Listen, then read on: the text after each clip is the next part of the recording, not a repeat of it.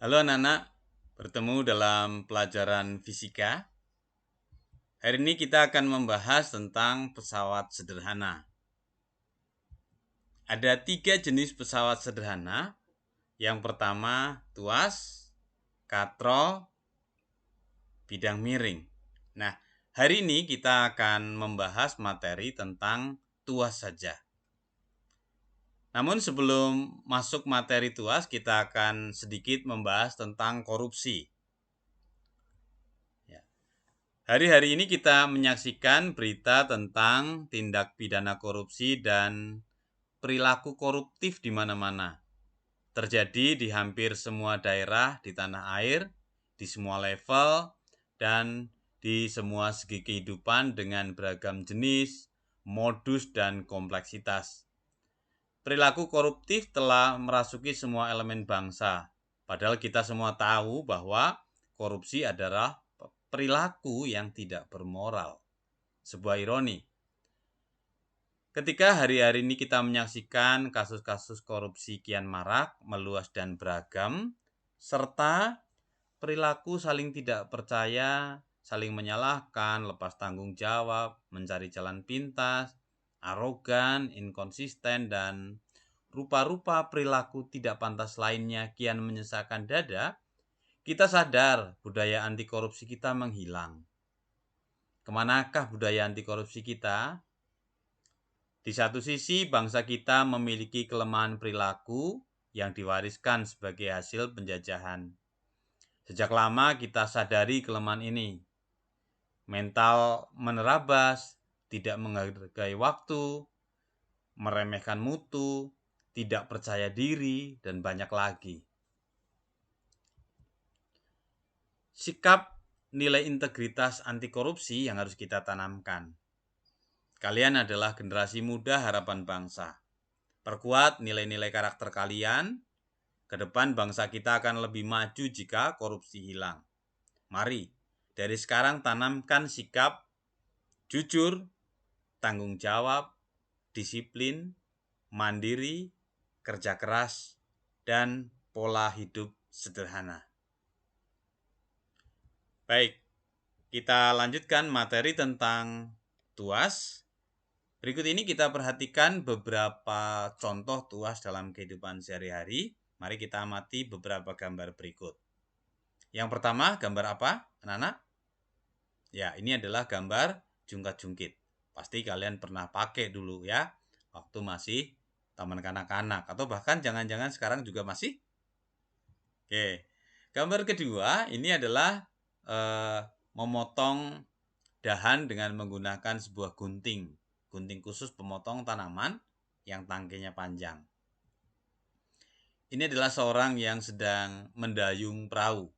Ya, ketika didayung, ujung dayung bagian bawah itu akan bergerak ke belakang dan perahu terdorong ke depan. Kegiatan berikutnya mencabut paku dengan menggunakan palu yang bagian bawah depannya ini ada pengait untuk mencabut paku. Kegiatan kelima masih dengan tuas, ini kegiatan menggulingkan sebuah batu yang besar. Tentu saja kalau ini digulingkan secara langsung tidak akan kuat ya, karena berat. Tetapi dengan menggunakan sebuah tongkat yang cukup kuat, kita bisa menggulingkan batu yang besar dan berat. Berikutnya contohnya adalah membuka tutup botol dengan alat pembuka tutup botol. Nah, kalian pasti punya di rumah ini. Bagian-bagian tuas. Setiap tuas terdiri dari 3 bagian ya. Ada titik tumpu, gaya kuasa, dan beban. Coba perhatikan gambar di sini. Mari kita isi ya di kotak yang masih kosong itu. Kita tentukan mana yang merupakan titik tumpu, beban, dan gaya kuasa. Oke. Yang pertama, ya ini adalah beban berupa tutup yang akan dibuka. Ujung paling kanan ini adalah titik tumpu. Dan tangkai yang dipegang oleh tangan ini adalah gaya kuasanya. Yang kedua, ada gambar pompa air. Ya, kita mulai dari kuasa ya. Kuasa ini bagian yang dipegang oleh tangan. Ini gaya kuasa. Kemudian di tengah ini adalah titik tumpu dan paling kiri adalah beban. Ya, bagi kalian yang masih agak asing dengan pompa air tangan ini, kalian bisa melihat video-video tentang pompa air. Tentu yang bukan pompa air listrik ya, pompa air yang menggunakan tangan, agar kalian lebih paham dengan apa itu pompa air dan cara kerjanya. Berikutnya pencabut paku. Nah, mulai dari nomor ini coba kalian isi ya. Mana ini yang pertama apa? Kotak yang kedua apa? Yang ketiga apa? Ya, yang pertama ini titik tumpu, gaya kuasa, dan kotak yang paling bawah ini adalah beban. Berikutnya, pinset. Silahkan diisi. Pinset ini biasa dipakai untuk mengambil benda-benda yang kecil ya. Misalnya baut atau paku yang kecil dan sebagainya. Dijepit dengan cara dijepit. Oke, kalian yang mengisi. Mana beban, mana titik tumpu, dan mana kuasa ya. Berikutnya pemotong kertas. Ya, bisa ya. Beban, titik tumpu, kuasa yang mana? Silahkan diisi. Baik, kita lanjutkan dengan jenis-jenis tuas. Tuas itu bisa kita bedakan menjadi 3 macam atau 3 kelas. Tuas jenis pertama, cirinya adalah titik tumpu berada di tengah. Berada di antara beban dan kuasa. Kemudian, tuas jenis kedua, cirinya adalah bebannya yang berada di tengah di antara titik tumpu dan kuasa. Tuas jenis ketiga, kali ini gaya kuasa di tengah di antara titik tumpu dan beban. Persamaan yang berlaku pada tuas. Persamaan ini berlaku baik pada tuas jenis pertama, kedua maupun yang ketiga. Yaitu gaya kuasa dikali dengan panjang lengan kuasa sama dengan beban dikalikan dengan panjang lengan beban. Dengan gaya kuasa satuannya adalah Newton, panjang lengan kuasa satuannya meter, kemudian berat beban dalam Newton dan panjang lengan beban dalam satuan meter. Nah, hal yang penting adalah bagaimana kita menentukan panjang lengan beban dan lengan kuasa dari tuas jenis pertama, kedua maupun ketiga. Pastikan ketika kita mengukur panjang lengan itu selalu dari titik tumpu. Titik tumpu ke beban kita sebut sebagai lengan beban. Titik tumpu ke gaya kuasa, lengan kuasa. Pada tuas jenis kedua, kalau kita perhatikan di sini, panjang lengan kuasa itu selalu lebih panjang dibandingkan lengan bebannya. Karena beban di tengah dan gaya kuasa ini di ujung ya. Ujung-ujung dengan titik tumpu. Sedangkan pada tuas jenis ketiga, lengan bebannya yang lebih panjang dibandingkan lengan kuasanya. Oke, perhatikan dengan seksama. Jangan sampai salah menentukan lengan beban dan lengan kuasa. Apa keuntungan kita jika menggunakan tuas? Keuntungan tuas, keuntungan katrol maupun bidang miring atau pesawat sederhana secara umum adalah keuntungan mekanik. Keuntungan mekanik yaitu perbandingan antara besar beban dengan gaya yang diperlukan untuk mengangkatnya. Kita bisa mengangkat beban yang besar dengan gaya yang kecil, maka dikatakan memiliki keuntungan mekanik. Sebagai contoh, jika kita mengangkat beban 100 Newton dengan gaya 25 Newton, artinya keuntungan mekaniknya 4. Karena beban yang diangkat itu 4 kali lebih besar dibanding gaya yang dipakai. Ya. Nah, selanjutnya, tadi sudah ada rumus atau persamaan di depan bahwa gaya kali lengan kuasa sama dengan beban kali lengan beban. atau kalau kita rubah sedikit bentuknya, beban dibagi dengan gaya kuasa sama dengan lengan kuasa dibagi lengan beban. Nah, karena beban dibagi kuasa ini adalah keuntungan mekanik, maka keuntungan mekanik juga bisa dinyatakan dengan panjang lengan kuasa dibagi dengan panjang lengan beban, ya. W per F sama dengan LK per LB. Baik, berikutnya ini ada beberapa soal latihan yang bisa kalian kerjakan. Di video ini tidak dibahas, tapi akan dibahas di kelas, ya.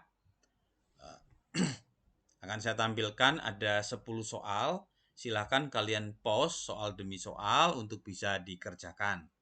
Sedangkan pembahasannya bisa dikerjakan di kelas bersama guru atau dikerjakan bersama dengan teman-teman. Soal nomor 1 tentang tuas jenis pertama.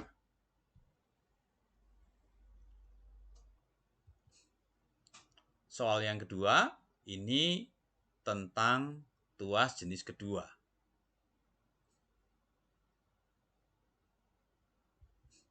Yang ketiga, ini soal tentang tuas jenis ketiga.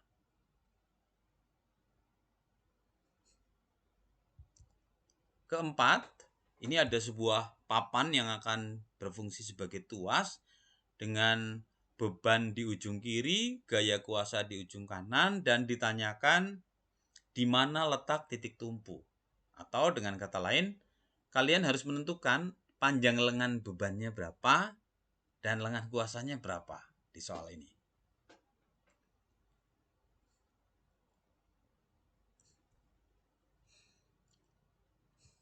Lanjut dengan nomor 5. Ada gerobak pasir, ya, yang biasa dipakai oleh tukang bangunan untuk mengangkat material. Bisa pasir, batu bata, semen, dan sebagainya.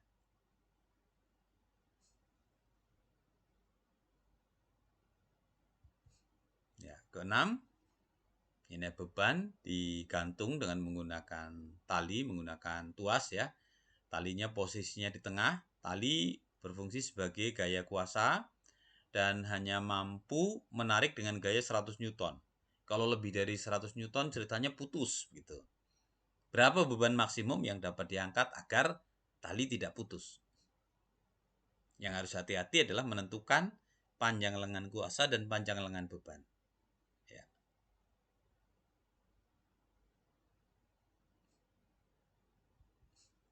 Nomor 7, mirip dengan nomor 6, tapi kali ini tali sebagai gaya kuasa berada di paling kanan, ya. Berarti ini tuas jenis berapa? Kedua, ya. Nah, beban yang digantungkan 30 kg. Nah, yang harus kalian kerjakan nanti pertama adalah merubah dari beban bermasa 30 kg menjadi beratnya massa kali gravitasi. Ya, berapakah gaya pada tali?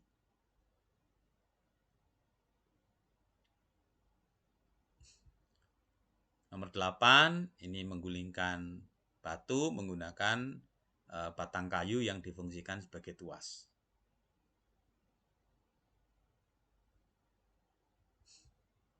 Ya. Nomor 9, ini perhatikan gambar, kemudian yang A ditanyakan berapa gaya kuasa F. Sedangkan pada B, jika titik tumpu digeser 1 meter ke kiri.